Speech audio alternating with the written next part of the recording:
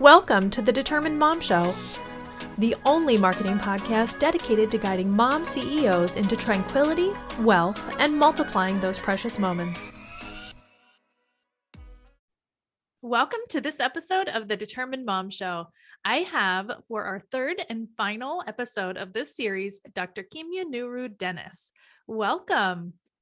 Thank you for having me third time. Yes, I'm so excited. This is such a great series, and we're talking about so many things that really need to be talked about. And this third and final episode is very, very near and dear to my heart and my life, really. Social justice tensions between friends and family. This is a doozy, and I think so many people will relate to this episode, and it's just a very sensitive topic. And it's also a very difficult topic, and it's also very important. So, yes, it is. It's a daily topic. Yes. Yeah, exactly. It's something that, I personally, my husband and I talk about it every single day. There's not a day that goes by where something in our lives, a friend or a family member, doesn't bring this up in some way, shape, or form. So tell us about it. All right. That's how I looked at you. Like, who wants to start? You. All right. So this is when we're talking about, and again, hundreds of thousands of years of humans, inequities have existed, injustices have existed, because we're talking about demographic, cultural identities, which can include health, include economic status, gender identity, non-identity, sexuality, asexuality, ethnicities, nations of origin, languages, religions, spirit. And then the last 5 centuries are when the racial categorizations existed, and white people created those to put all these ethnicities and nations of people into these narrow categorizations. And they used to be even more narrow, and they're becoming more expansive, but there's still, people don't understand how all of these identities coexist, everything that we are as people at any given time. So that's why discussing family connections, friends connections, and coworkers and colleagues are important, because white people are mad about January 6, 2021. So white liberals, white progressives, white Democrats, white libertarians, white anti-fascists, white socialists, the list goes on of the white people who claim that 5 centuries are to blame for Trump, GOP, conservatives, like all white people are not a component of all this, right? Right. So whenever white people are outright outraged over what a majority white group of rioters who start off as protesters, and I always tell people there's a reason why it shifts in terms of violence, particularly for the power majority, and white people are the power majority. So white outrage has always, for 5 centuries around the world, been allowed to not just be outspoken everywhere, including in school board meetings, right? Yeah. But white people are allowed to be violent without people calling them violent. People will just say, well, this is a form of speech. Mm-hmm. Or they had a mental illness is one of my favorite ones. They white people love to make it mental illness, right? Yeah. And I also taught serial killer courses about serial killers as a criminologist. And I always had to explain that most people have some form of a mental illness, right? Short-term or lasting. Most people are not going to do a lot of these bad things. So even if someone does have a mental illness, that's not the direct causal factor. Right. So if someone is paranoid schizophrenic and they're on medications, or they had to get off their medications for various reasons, that is not a direct causal factor of them rioting with a bunch of white people at the nation's capital. Right. Yeah, I find it very interesting that it's like all of these people, like even going all the way back to, what is it, Jeffrey McVeigh, the Oklahoma City bomber. Like they called him the Unabomber, right? Or is that what, am I mixing two people up? So you're thinking Jeffrey Dahmer. So the McVeigh is... No, I'm talking about the guy that did the bombing for sure. Yeah, so his name is I think Now, Jeffrey let's keep Dahmer. going. I'm going to look it up because his I think he name was is. the serial killer. Jeffrey Dahmer was the person that ate the people, I think. Yep. So it's Timothy McVeigh, and Timothy. Jeffrey is from the Got it. other. Okay. Yeah. Got it. So Timothy McVeigh, like all the way back then, like how was he not considered a terrorist? Like they've never like used that term. Like, but if anyone of any other race does anything, it's immediately a terrorist act. That's just boggles my mind. Well, that's what we call white freedom. Like freedom of speech is basically white people.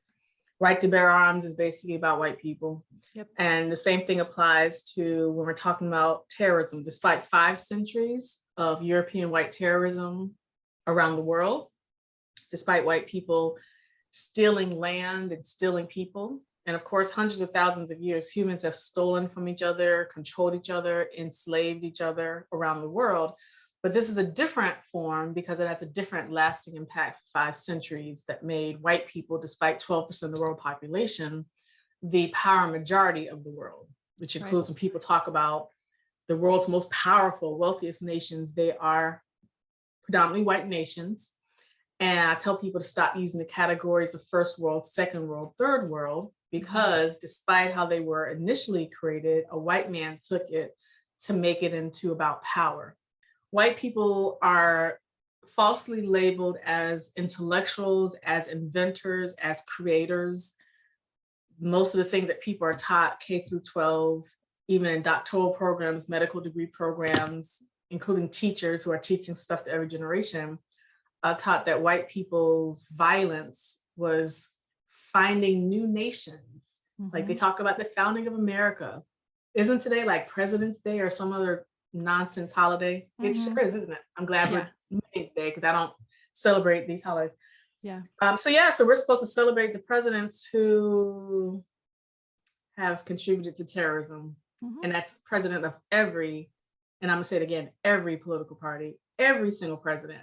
Yep. Through funding, through people celebrating America not being at war, but literally America is war every single day because we still have military people around the world who are also raping and killing people around the world. We still have funds. Our tax-paying money is always in a war and creating the war. Oftentimes, American government and European government and Canadian governments are the ones initiating these wars around the world. So I always tell people, do not celebrate America finally not being at war.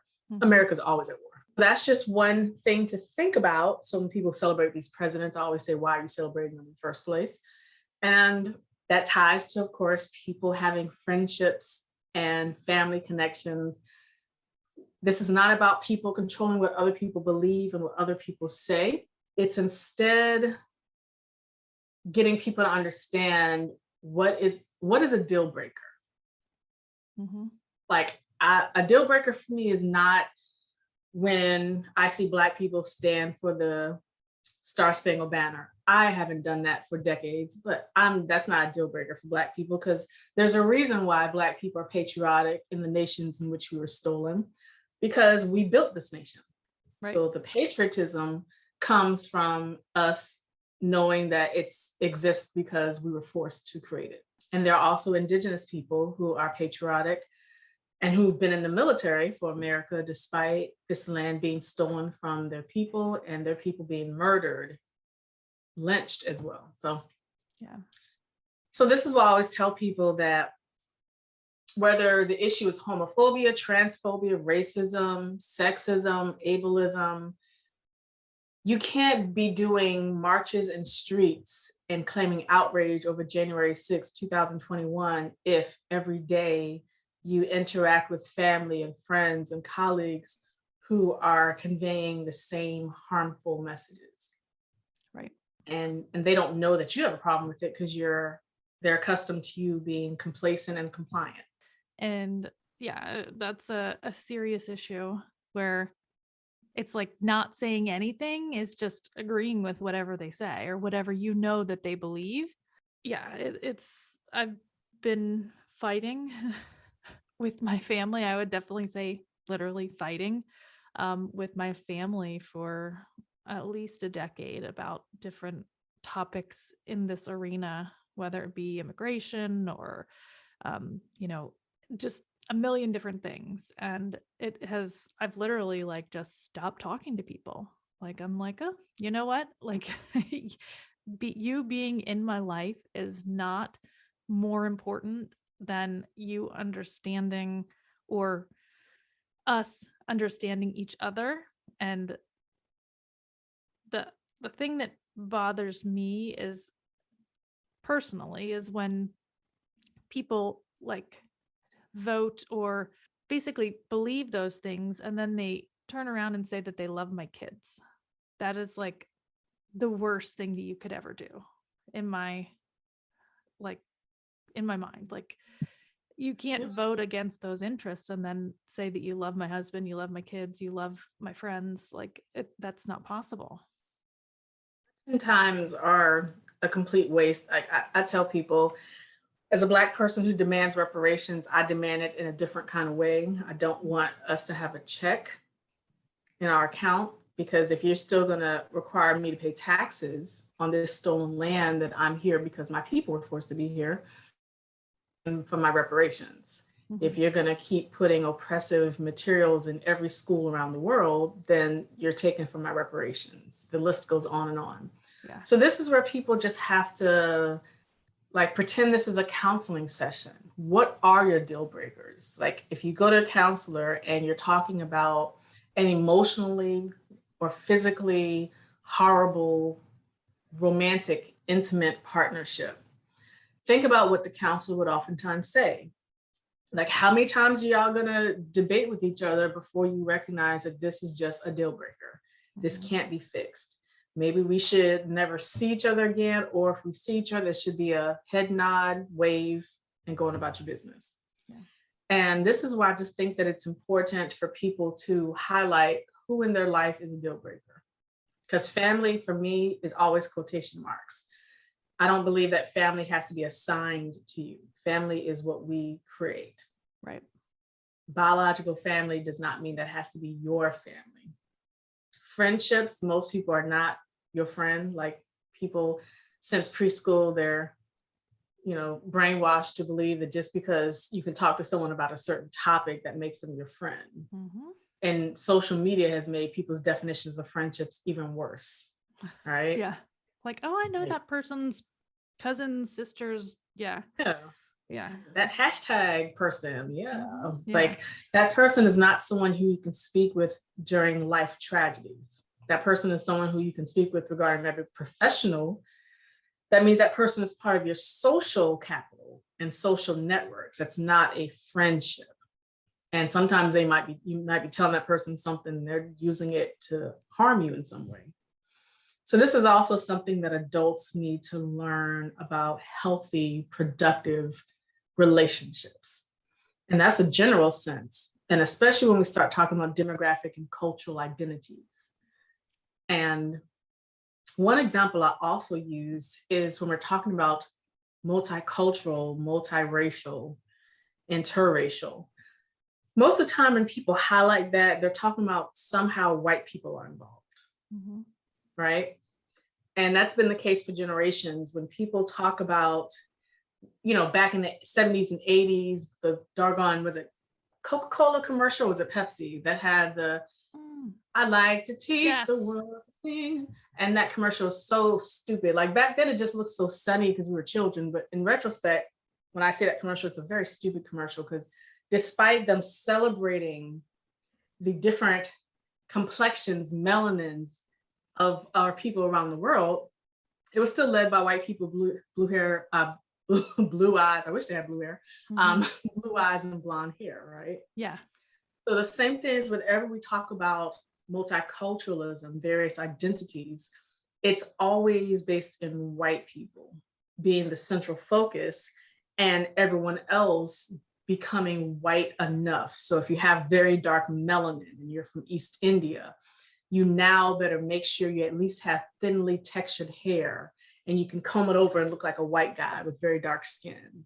And you can whiten your voice as much as possible. When talking about interracial relationships, biracial children, it's almost always a white person in there.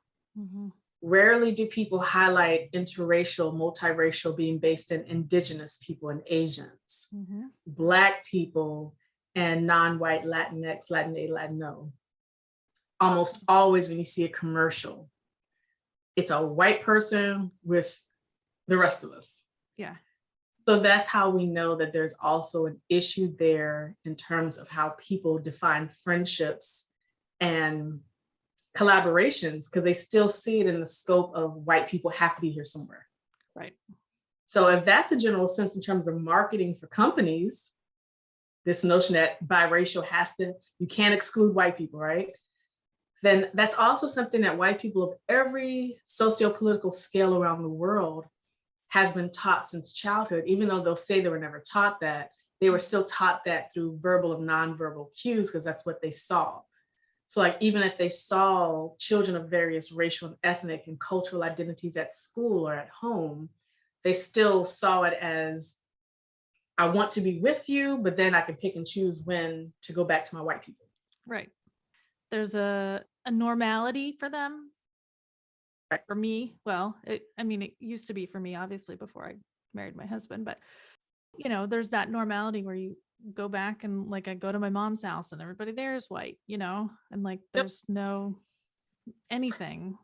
And here's the thing, that's actually fine with me. I'm not one of those people who believes that the world has to become everyone mixed together, because that's, again, when sociologists talk about colorblind racism, it's also based on this notion that we can't have our own identities. It has to be everyone integrated, and especially everyone integrated with white people. So it's this falsehood that, like, people will talk about New York, and New York has these different spaces, like Italian spaces, Jewish spaces. And when they say Jewish, by the way, that's white Jews. You're not going to see Ethiopian Jews in these spaces. So they pretend that that's a race neutral space, but it's white people still. And they pretend that having these different spaces and these areas that are some of the original terms of ghetto in the early 1900s, that is another example of all these spaces coexisting. But no, people still go home to their own people, which, again, that's fine with me, because I don't think that racial justice has to mean churches and stuff. I don't think racial justice has to be interracial dating and biracial children. I think that we can all be in our own spaces with our own people of the same racial, ethnic, religious, other cultural identities without being oppressed. Just like when we talk about dismantling white Anglo-Saxon Protestant dominance in parts of the world, that doesn't mean that now white Anglo-Saxon Protestants have to go around mingling with every religion of people and say, oh, well, we're going to be with all of you. No, go back to your corner, but just know that your corner is not in charge of everyone else's spaces. Yep. I don't know if I'm capable. Like, I know I'm capable, but I'm not sure, without hearing it from someone like you, that I can make sense of it. And at least I don't feel capable, if that makes sense. You are. Well, so here's the thing. When we talk about any forms of equity, whatever topic is of emphasis, people have to remember we're all capable. Which goes back to, again, when white people watch these other white people storming into the nation's capital. A lot of times people will claim they're not capable of violence. That's a very common thing when someone commits an act of violence. And their friends and families oftentimes say that person would never do that. Right. And that's why, as a criminologist, I tell people, you literally never know what someone's thinking and what someone is dreaming about that they could do if they had the resources to do so. Yep. And that's exactly what happened with the January 6th people who've been caught. A lot of them are like, oh, Trump did this to me, or I just, my mind just went everywhere. I was just doing follow the crowd, and doing 5 centuries of white people's tears. That's another common thing, right? Yep. White people can do everything white people want to do, and at the end of the day, cry. Because now we're blamed for not understanding white people's struggles, right? Yep. So this is where I just tell white people, the white liberals, white progressives, whatever title they give themselves that's cool on social media at any given moment, what changes are they implementing beyond just speaking against Trump? beyond speaking against GOP, beyond celebrating that you went to a George Floyd support protest in 2020, beyond being mad at those darn white people on January 6th, beyond apologizing for being white, which I can't stand that. We don't need white apologies and white tears. Whiteness does not need to go away for racial inequities to go away. What are people doing besides pretending that I'm no longer going to this family reunion because that's a Trump supporter cousin? I'm not impressed by that either. Yeah. Like, what are people doing if they work with someone who's a Trump supporter? Yeah. Okay. Now, instead of focusing on Trump supporter, because this stuff has existed 5 centuries before Trump existed, I don't care about Trump. That's why the whole pro-Trump, anti-Trump stuff since 2016 is stupid to me. It's a complete distraction that particularly white people of every political realm want us to stare at the Trump stuff so that we can ignore what's happening in schools, medical facilities, and everything, right? Yep. So this is what I tell white people. Instead of you expressing your anger, you're mad at a family member who's a Trump supporter, and now you think that I care about that. What are you really accomplishing? Nothing. So this is why I always tell people, like, you're mad at your cousin. Okay, maybe you don't want to see your cousin ever again. But the next step, what else are you going to do?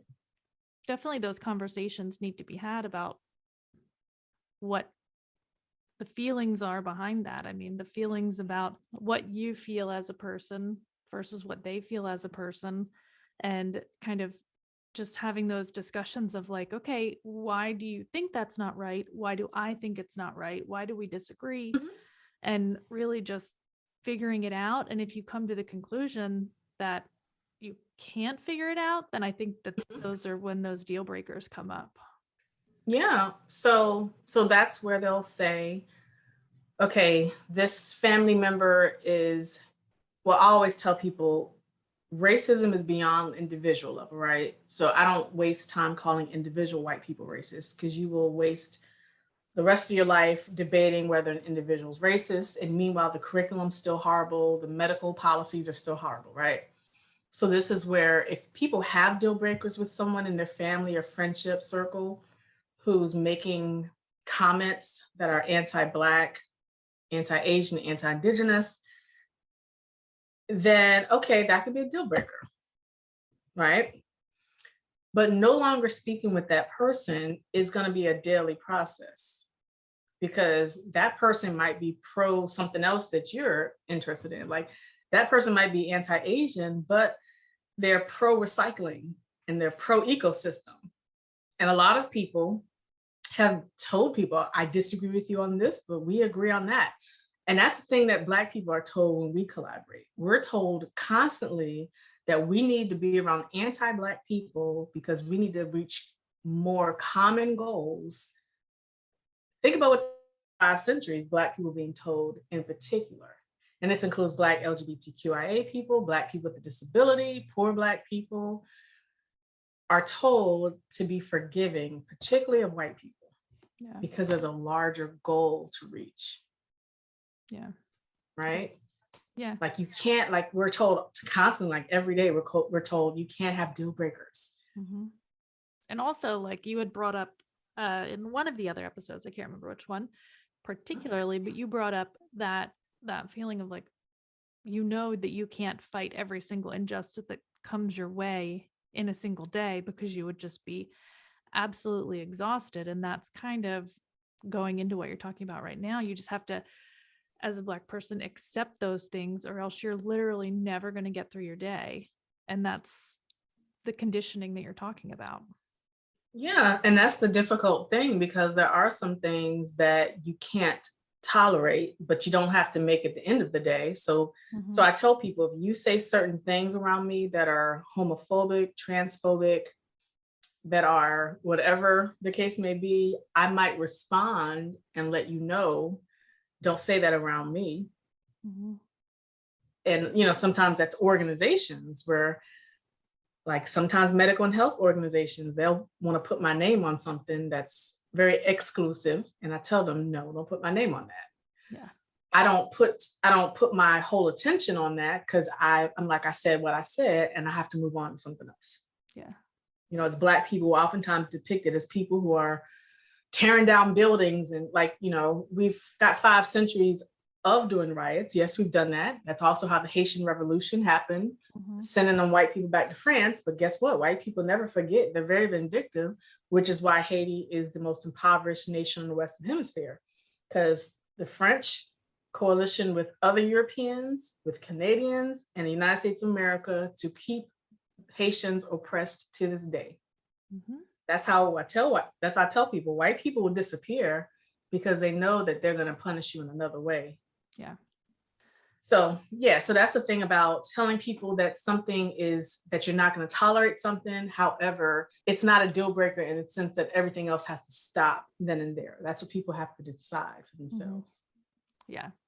And what if it is a deal breaker? So let's say you have those conversations with your family members and you realize that there's just like, they're just not like, I'm going to go here to my own family and friends. And like, it seems like there are people that are so rooted in their beliefs that they can't think of anything else.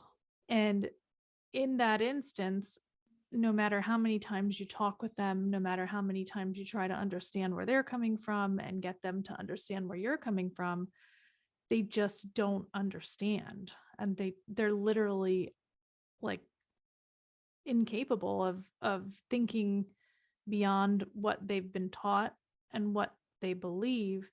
So what do you do in that case? So is it that they don't understand or they don't care? Because I think that's also a very calming mechanism when we pretend that people are ignorant in terms of not knowing. Yeah. I don't give Right? them a card for that though. I don't Yeah. give them a pass. I'm like, I don't care if you're Right. ignorant or if you're, if you're, if you know what you're doing or if you don't know what you're Yeah. doing, it's not okay either way. That's right. That's right. I mean, and you have to remember you're an exception, and that how you handle it is not how most people handle it. And it does vary also by the circumstance. Like, I mean, sometimes people say horrible things. Like I went to I try to stay away from funerals at all costs, but I went to a funeral almost 10 years ago in which the deceased person's family brought in a family member who is a traditional conservative Black pastor. And he made basically a sermon at the funeral, which that's a nightmare. Sermons are anyway, but he went in there and started talking about being gay. At a funeral. And at a funeral. Yeah. So that person was very not accommodating to homophobic people.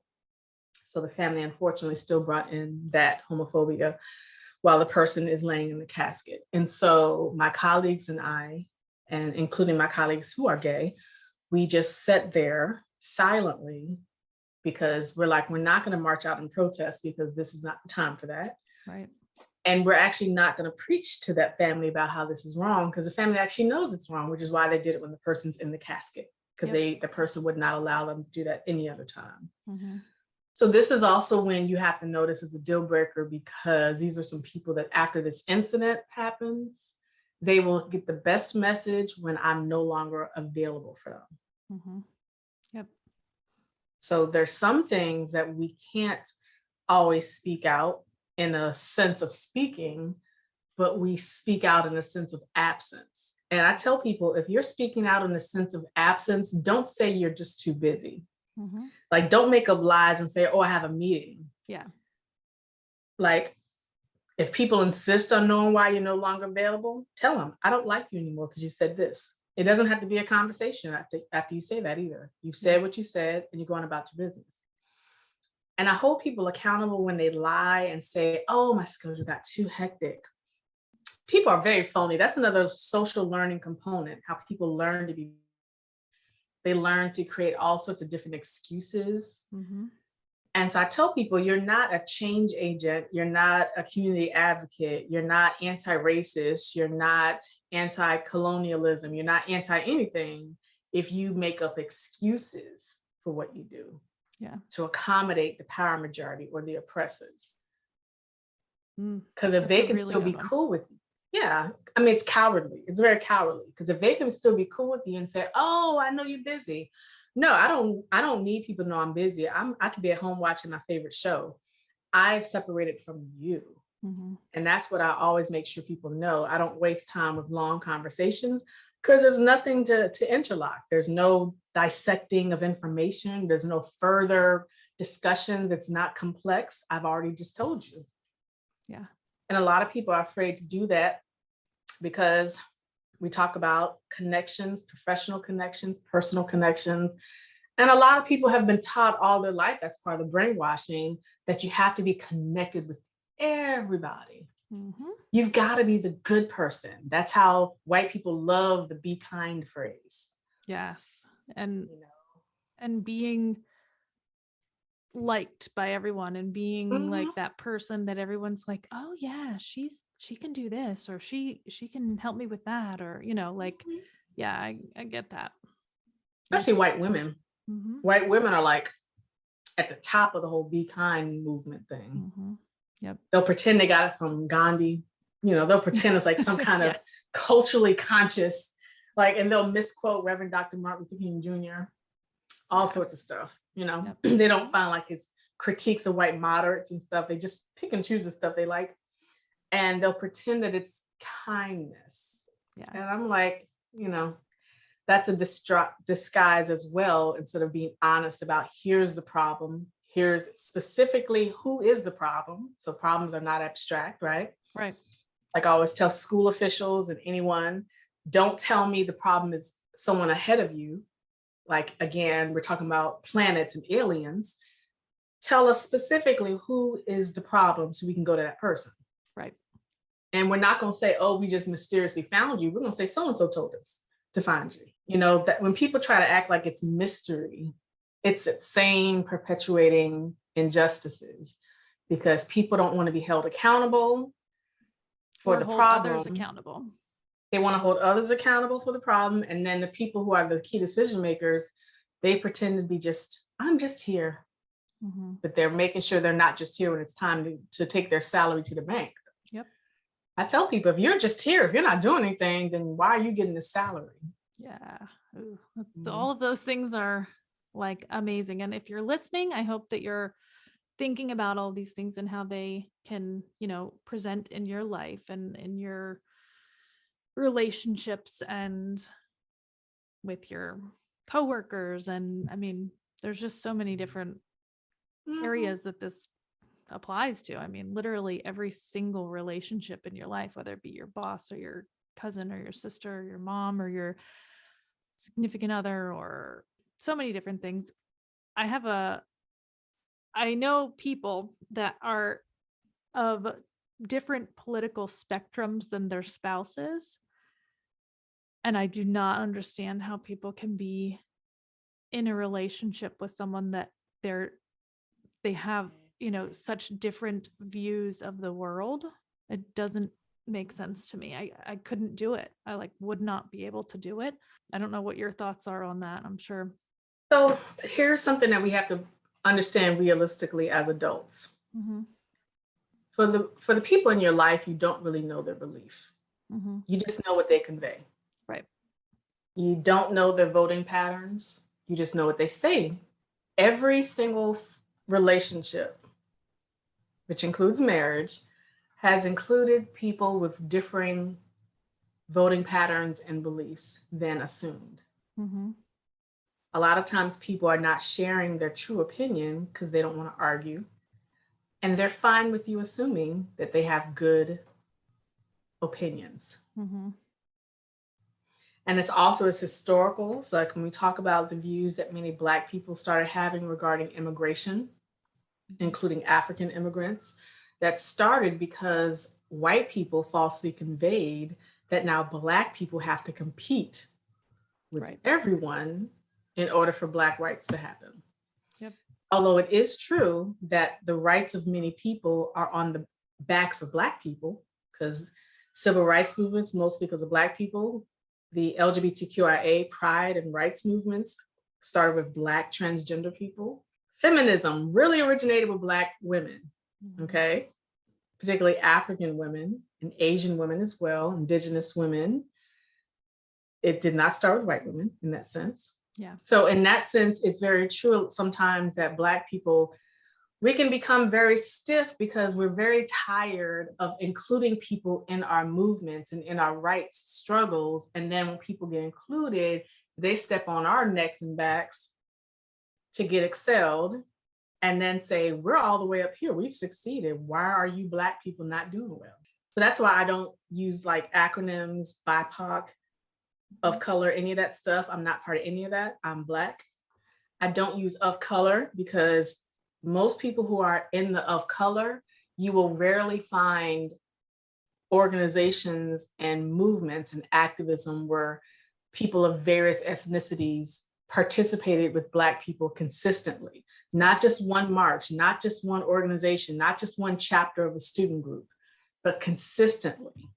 It's like Black people are very active in addition to challenging other Black people regarding anti-Asian violence.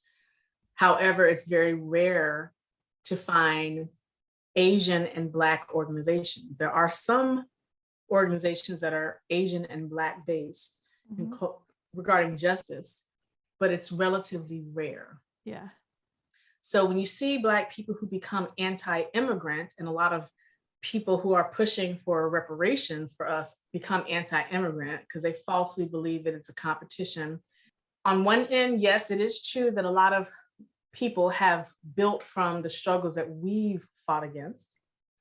But the rest of that is white people trying to convince us to perceive threat from everyone else. Yeah. Like white people own all this, and therefore we have to compete with everyone to get to where white people are. This was not created by white people in terms of resources. White people did not create awesome stuff. White people do not own awesomeness. Therefore, we are all not competing with each other. So I always have to explain that to Black people who are anti-immigrant, because of course, we're not immigrants by choice. We were forced here. But our people who are immigrants by choice, even if they've been taught to be anti-Black, because anti-African, anti-Black are around the world, because that's part of the brainwashing to become white enough over the centuries. Yep. Even people who are anti-Black, we don't have to be anti-them to try to prove a point. Instead, we literally have to say we actually have a lot more in common. We're part of the same cultures, even from different nations, but the same cultures and identities were very similar. And unity is required for there to be forms of justice over future centuries. So that's where we just have to explain the historical origins and current meaning of a lot of people saying things. So if I'm around Black, whether it's in my family or friendships or in organizations who say things that are anti-immigrant, including anti-Africa, it's not a deal breaker for me. Instead, I teach them things that they were not taught in school, that they were not taught in their family. Yeah. Because most Black people do not have access. So I'm Pan-African, but most Black people do not have access to 150 plus years of Pan-African knowledge. Yeah. That also shares like African mathematics, African sciences. They're taught that no real things that matter are created by our people for thousands of years. Yeah, and that's which so also untrue. connects. Yeah, which also connects with them thinking that being pro-Black requires being pro-Black on Western Hemisphere for 5 centuries and pretending that we did not exist before anything as enslaved people. Yeah, like we came here empty-handed. Yeah, exactly. And you brought, your ancestors brought so many of our traditions as white people. Like, there's like, a lot of things. Yeah, like white people try to say that they created spirituals because, we write about Negro spirituals. A lot of white people say white people created that. And the fact is that for thousands of years, various cultures of people have had different forms of musics. So I always tell white people, instead of trying to erase what we talk about, go focus on what Europeans did. Just like a lot of times, white people are wealthy because they own a lot of the voodoo shops, incense shops, candle shops. They're stealing thousands of years of knowledges, candles, incense, sage burning from indigenous people, Asians, Africans. They own these shops in many major cities and they're making a lot of money, and I don't support any of these shops. Same thing when you look at like Asian medicine centers and Asian medical academic programs, they're, guess what, created, led by white people. Yep. So, I mean, one deal breaker for me, though, is if I have a friend or family member who patronizes these places, but then they want to complain. Mm-hmm. Like, I can't stand people who complain, but they keep doing the same thing over and over again. Black people are some of the biggest customers. We spend a lot of money, unfortunately, at Asian stores in which Asians will create, it's basically blackface. Most blackface products are made in China and Japan. And so Asians are the people who are given most of the bank loans. And therefore, Asian stores are located in mostly Black parts of cities. And they're selling fake African earrings, all sorts of fake Black attire made in China. Usually they're not bought from like local Black shops creating this stuff. Same thing with Chinese restaurants, is not authentic Chinese food. It's things like horribly burned or fried chicken, fried collards, not collards, chitlins, stuff that Black people taught Asians how to make during the Vietnam War. It goes on, and they profit from this as well. Yeah. So for me, it's not a deal breaker when I see Black people shopping there. Like, I'm not going to end friendships. I will be the one lecturing about this. So I'm oftentimes not going to be invited when it's a shopping day. Because I need people to understand, like, we can't, that's another part of reparations. You can't say, we demand this, but yet you're not challenging the cities. You have to understand how city planning, city design, and bank loans are always racist, classist, ableist, sexist. And there's a reason why there's certain shops that are the most successful that are selling products to Black people that are not made by Black people. And they're fake products. It's annoying stuff. Like, my deal breaker, though, would be a Black person who wants to be my friend, but they don't understand this problem. It's one thing if they insist on shopping there and they admit that they don't want to be caught in camera shopping there. It's another problem if they don't understand that problem. Then my friendships and stuff will have to cut off, because that's, sometimes I go through my contact list on my iPhone, like I did the other day, and I delete people, because I just think that's healthy for us to do as adults, is to admit that there's some things that we hold on to for no reason.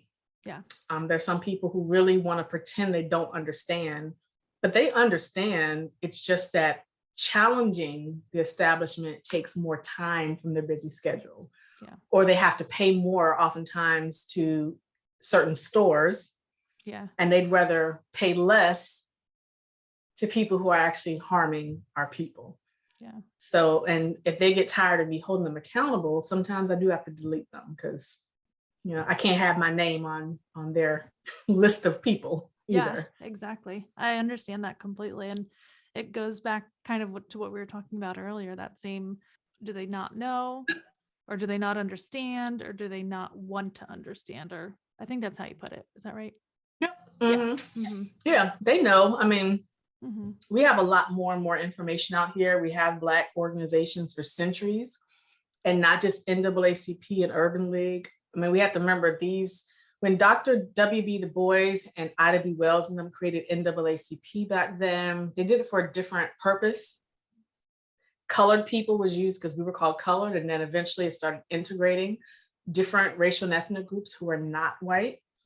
Then, unfortunately, NAACP became very not Black in a sense. Although there are chapters that still very much defend our people, it's very much based in what's approved by white liberals. So I want people to focus on the Black groups that are not well-funded, that are not well-known, the Black groups that are considered radical in a bad sense, the Black groups that are oftentimes labeled as extremists.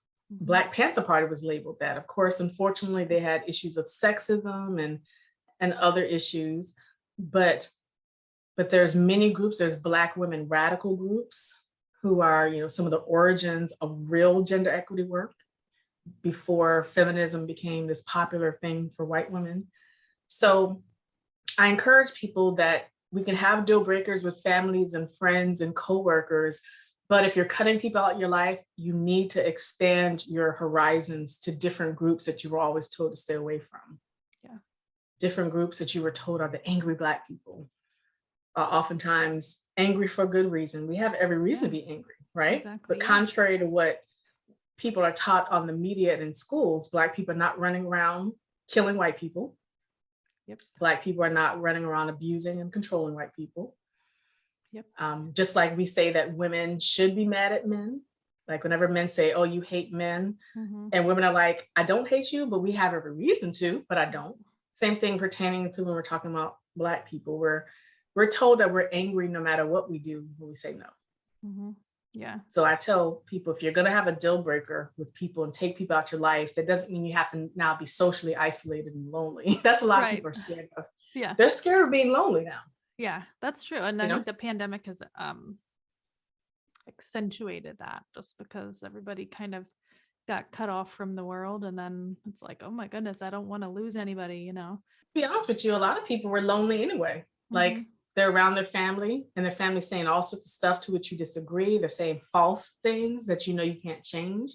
Yeah. So that's very lonely, and it's also mentally horrible. It's horrible for your mental health and physical health. So sometimes you might need some moments of loneliness so that you can take a break from people and think, what do I want? Exactly. Not what my boyfriend said, but what do I want? And that can reshape what people's focus is. And a lot of people have just been taught to not think individually. Yeah. They've been taught since birth to think based on what your family tells you to believe. Then you think based on what schools tell you. And for me, when I interact with college students, I tell them the first day of class that you're gonna learn stuff different from what you've been taught since childhood. And you should learn stuff different. Yeah. And definitely. Some people say, I'm afraid to disagree with my mama. Well, if you believe everything your mama believes, that is problematic. You are too grown to be falling for that nonsense. Yeah. It's okay to believe something that's counter to that. So that's another thing that deal breakers have to include, people being prepared for there to be disagreements, for the people they love, even to know that you've gone too far, I'm taking a break. And I might come back, I might not. Yeah. But people have to understand that you're beyond concepts and theories and threats of ending relationships with people. You know, I think people do, especially white people, I'm going to say this, they do use that like as a threat, you know, like, but it's not a threat anymore if you're willing to let it go.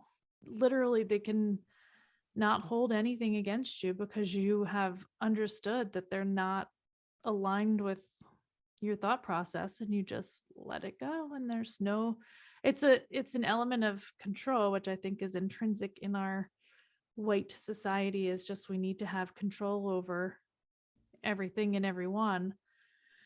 And you can't control everyone, you can't control everything. And that's a perfect example of it. Like, yeah.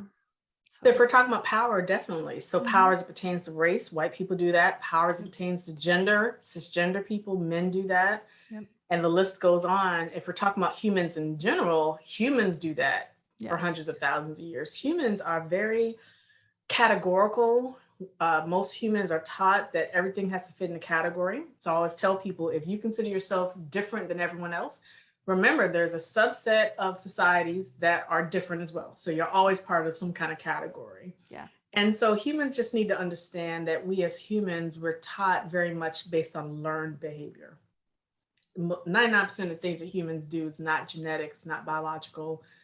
You know, when we talk about social constructs in sociology, race, gender, sexuality is a social construct. It doesn't mean these things don't exist if we close our eyes and say it doesn't exist anymore. It still exists, right?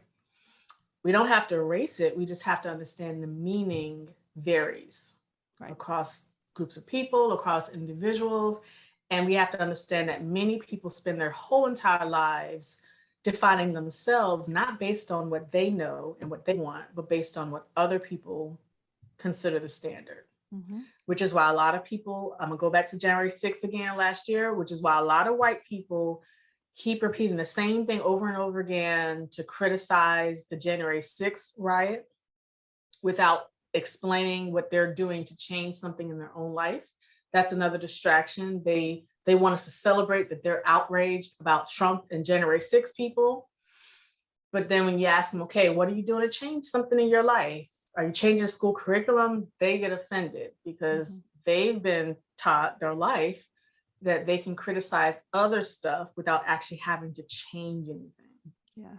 That white people in particular, we should celebrate you for criticizing something.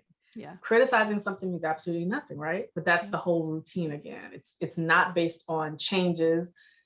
And the same thing happens in bias trainings. Bias trainings designs you to keep thinking about your thought process. Right. It doesn't tell you to actually do some stuff, right? Yeah. They might say at the end, we're going to make some changes and blah, blah, blah, but it's really focused on, I know my bias. Yeah. And then what most white people learn from these bias trainings and book clubs is how to smile at us more. Mm-hmm. Or they might join some committees and they'll say, we're fighting the power to help people. And some people will say, I appreciate white people doing that because we need your money, we need your voice, blah, blah, blah. But I tell people, don't appreciate that but so much, because it's not freedom if the freedom is based on the power majority, because we're still asking power majorities permission and resources. Yep. That's part-time freedom, because the moment the power majority gets too busy or is no longer interested or does not feel celebrated enough, they can go back to doing what they were doing before. Yeah. And I have to tell this a lot. Yeah. Mm-hmm. I really think that that's clearly happened since the George Floyd incident. Like, everybody was outraged for all of 2020.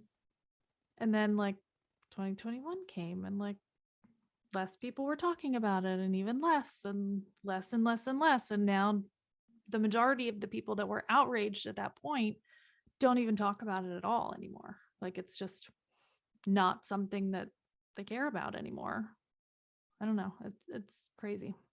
And some of that originated with slave abolition. So people pretend, and unfortunately a lot of textbooks used in schools, including PhD programs, pretend that white people were the majority of slave abolitionists. Mm-hmm.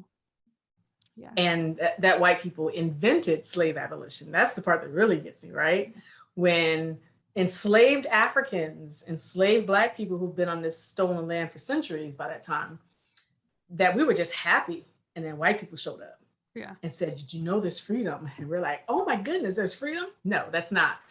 Literally, Black people have done uprisings, protests. Unfortunately, that's some of the earliest, when we talk about Eboo's Landing, the Eboos who jumped from the slave ship and unfortunately drowned by the dozens. But we've literally protested. Of course, we were on ships with people who speak different languages and stuff. So we did not understand what was happening a lot of times. Mm-hmm. Even if we were sold by our own people, the fact still remains we were stolen. Yeah. A lot of times people like to highlight African slave owners or Black slave owners on this continent. They think that they're highlighting something to prove us wrong. Yeah. And when they do that, they're 100% doing that to support and defend white people. Right. Right. Yep. That's done to defend white people, because, whenever you think you're doing that to prove a point, the point is always to prove to Black people that we're blaming the wrong person. Yeah, exactly. We're not blaming the right people. Okay. Blaming the right people. Yeah. Yeah. In a world that's 12% white, if you can show us some instances in which Black people have owned slaves, oftentimes own the slaves who are of their same family, which intentionally means you're buying back your family, duh.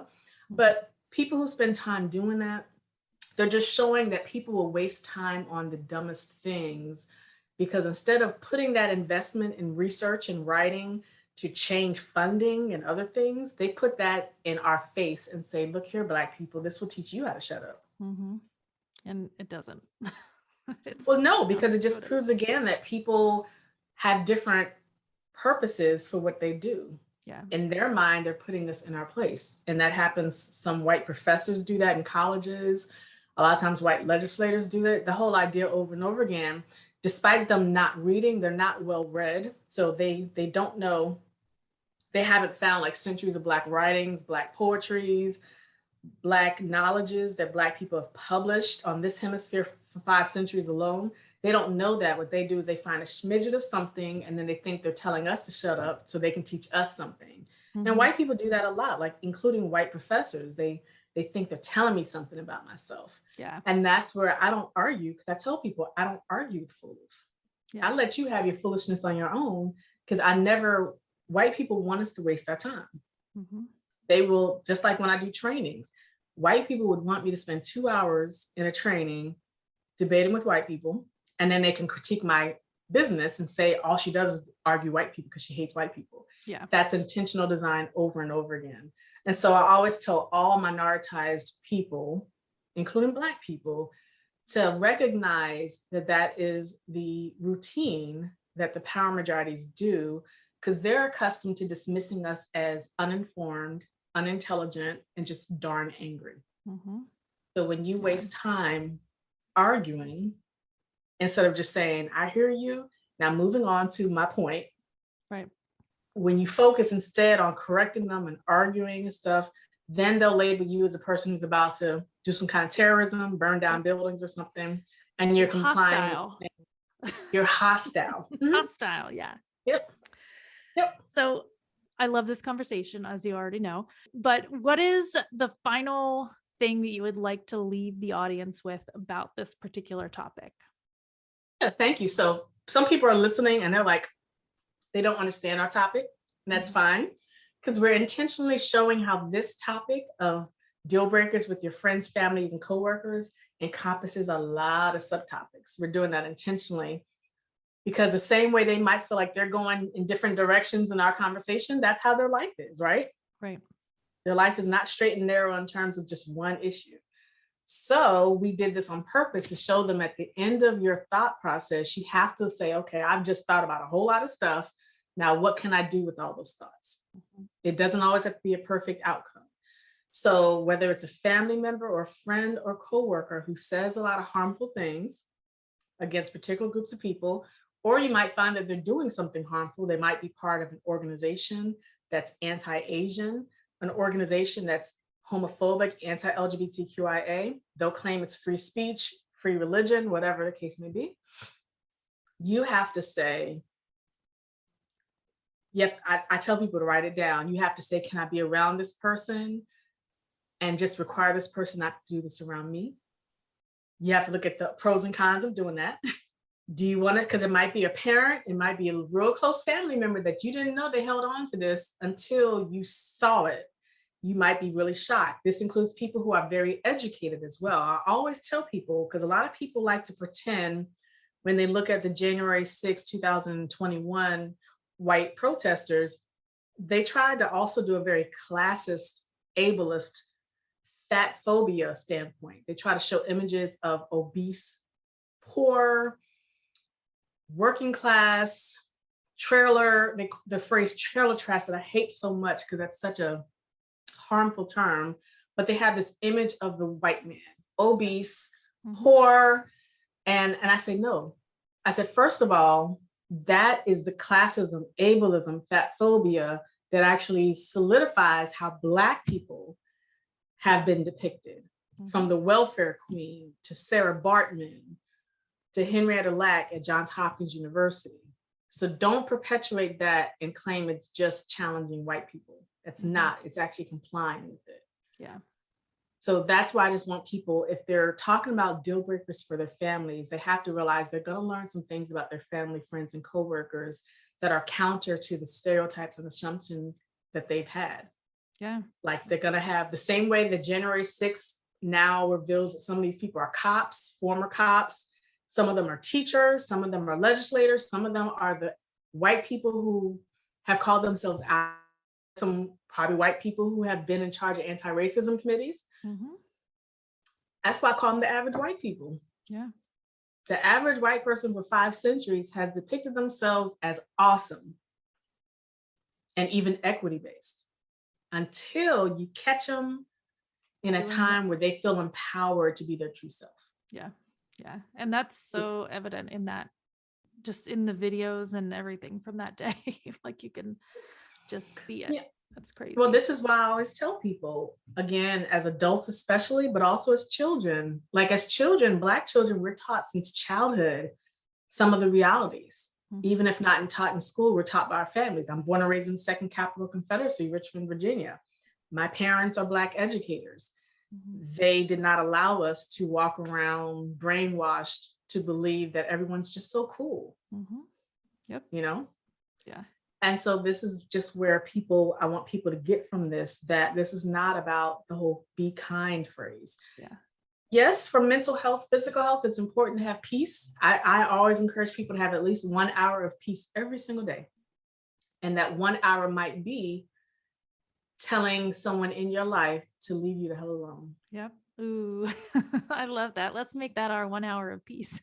I love Yeah, it. like some people think Yeah. peace has to be you lock yourself in the bathroom to breathe because your children are running around. Yeah. Sometimes your dogs are very nosy. I love them, but they're nosy as well. Yeah. But that peace might have to be you're around people in your life. You might be at a lunch break and people just blah, blah, blah, blah, blah. And that includes anti-Trump people, because anti-Trump people are mostly in denial about realities that are part of their identity and not just Trump supporters, right? Yeah. So sometimes your peace is getting up from that lunch table and walking away. And those people who you're with, they will try to accuse you of being pro-Trump.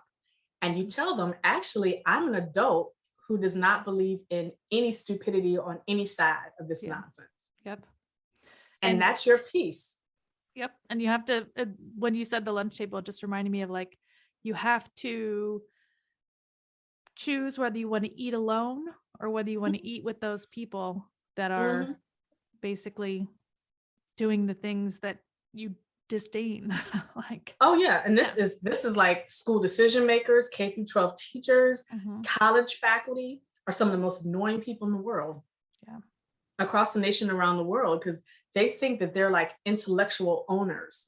And no matter the side of the politics, both sides think they're the know-it-alls and they're unchallenged. Yeah. And both sides are very annoying. And so I oftentimes, since I'm not in any political party, I don't like any politicians. I don't care who the politicians are. I don't like them. I don't trust them. So a lot of times as a Black woman, they think I'm a Democrat. They think that I support so-and-so. They think I'm anti so-and-so, as though I'll be fooled to believe that the problem is like the oppressor is just one political party, right? Yeah. And so when I speak out, they're very shocked. Yeah. And I'm like, my knowledge is based on centuries of Black knowledge and Indigenous knowledge.